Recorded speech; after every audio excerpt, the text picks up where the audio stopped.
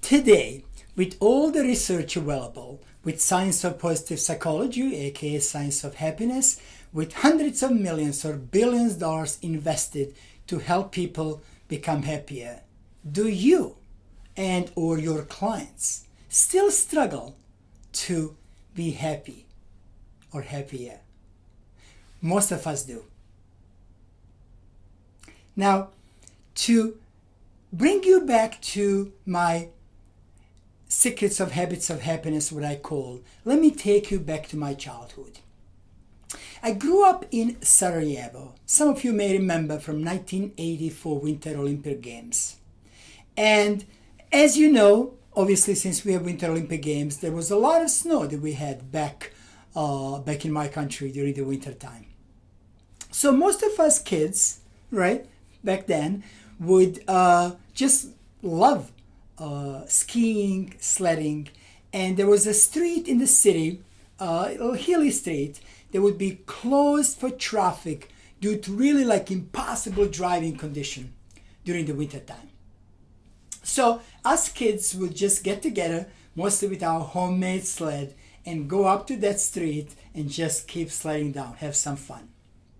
So what I realize now when I think back, we would basically go up to this hill and, like I said, keep sledding down. So the first time we went down, we would end up at one place. The second time we went down, we would end up yet at a different place. The third time we went down, we would end up at the third place. And as we kept sledding down, at some point, we would end up at the same place with minimum or no effort at all. That's exactly how our brain works. We keep doing certain things. We create a new neural pathway in our brain. And when we do, with minimal or no effort at all, we can perform certain action, such as, walking, talking, taking a shower, really, so many things that we perform almost with no effort. For some of us who are lucky enough, of course, to be able to do these things. So, before we move on, think about a habit you want to change or new habit you want to introduce. Just think for a second, because taking this course is really all about helping you, and then in turn, if you have a client, you helping your clients to change their habits. So think about the habit you can change and or introduce for a second. And now you could certainly download the form that I have here. And what I do is I created what I call the 30-day habits challenge.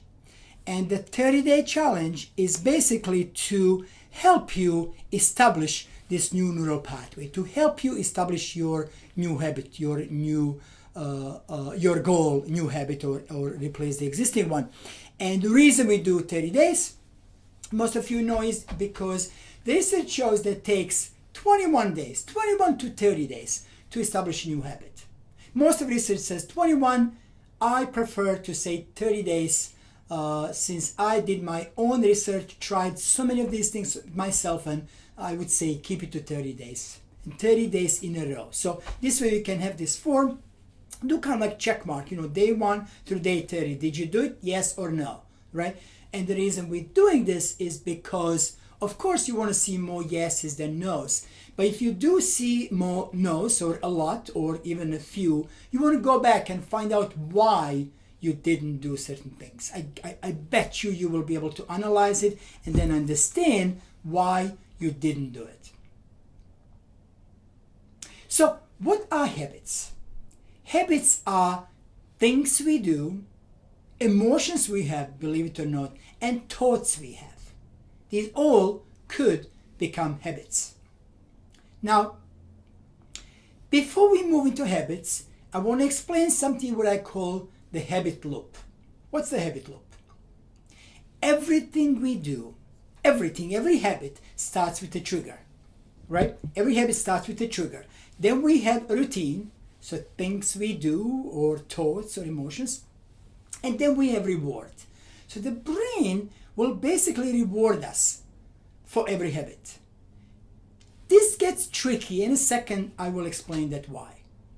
So let's take something simple, right? Brushing our teeth. We all do this. There is something that triggers it. I don't know what it is for you, but I bet you if you start analyzing it, there is something. So maybe you do as soon as you wake up. Maybe you do before you have a coffee, after you have a coffee, immediately before you leave, before you take a shower, after you take a shower. I don't know what it is, but there is something that triggers it, and your brain knows exactly what to do, when to start that routine. Now we have this routine, so it's brushing our teeth, that's a routine. And then we have a reward. In this case, it's simple to explain, right? We smell good, we feel good, we're kind of ready. You know, when we do it in the morning, first thing in the morning, we're ready to roll. We're ready for our day, right? So that is our reward. And it kind of goes in a loop. Trigger, routine, reward. Trigger, routine, reward. And that's how all habits really, really work. Now, there is a little something I need to explain, and that is the short-term goal versus a long-term goal. What do I mean by this?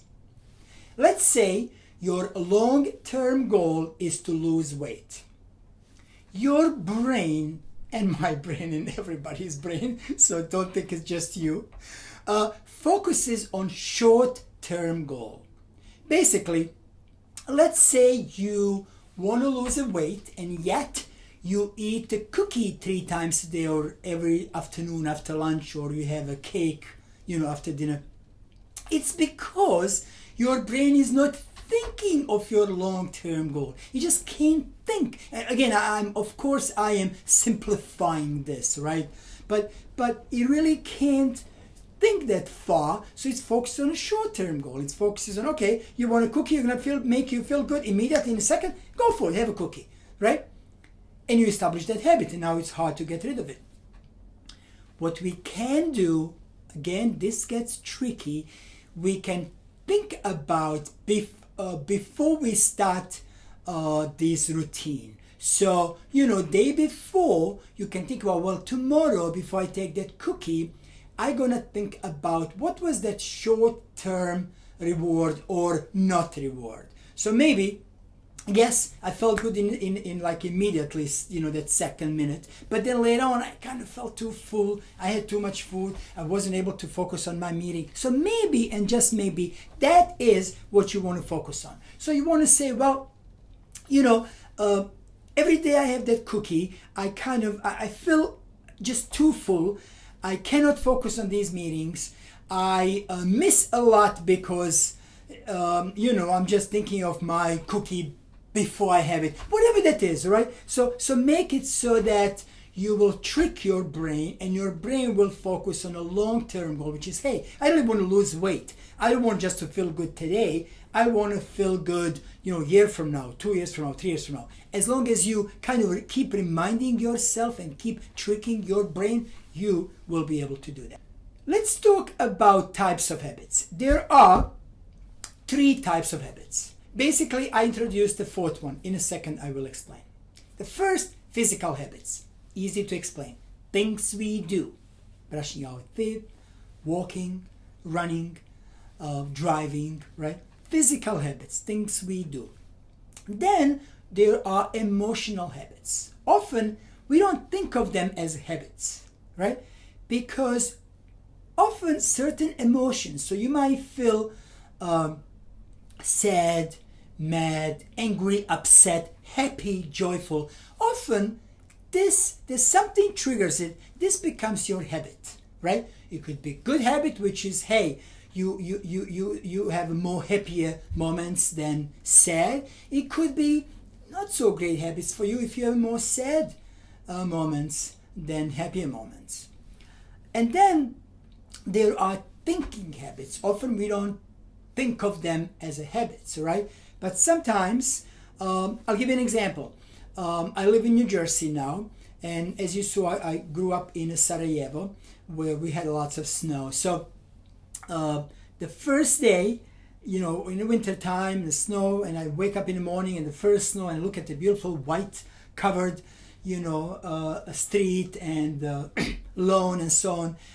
it will immediately bring me back to Sarajevo, bring me back to this beautiful time when we kept sledding down that street and we all had fun as a kids, when we didn't need research to teach us how to be happy. So those are the thinking habits. And then number 4, really important, what I call circle habits. Now, what are circle habits? Have you ever, and maybe it's just me, said to yourself, tomorrow or next week, I'm going to start exercising, start meditating, doing yoga, eat less, eat healthier, whatever it is, right? And then tomorrow or next week comes, you go, well, I'll do it tomorrow. Then tomorrow comes, I'll do it next week. Next week comes, you go, well, you're not going to go on vacation next week, so I can't really do it. Next week comes, well, I'm on vacation. Then next week comes, well, I just came back, and so on, right? So we find all these excuses. Now, nothing wrong with not starting a new habit. Well, maybe there is something, but again, we don't want to drive ourselves crazy. But there are 2 things that are really bad with these circle habits. So what's bad? Number 1, you keep telling yourself you're going to do something and you don't do it. So first of all, you didn't do it, right? Okay, fine. But second of all, what's really more important, you drive yourself crazy because you didn't do it. So you make yourself, you probably feel bad because you didn't do it. You really have 2 choices with the circle habits. And the choice number 1 is Nike, right? Just do it. Easily said than done. Choice number 2 is to put it off until you are ready. Now, what do I mean by that? So, let's say you keep telling yourself and you realize this circle habit. And then you go, well, hold on. I work 18 hours a day. I get up already 4:30 in the morning. I come home so late. I really have no time to exercise. So let me put it off until I'm ready. So you might evaluate it, let's say, in 30 days. But make sure you do. 30 days come, you look at your calendar, you go, let me reevaluate.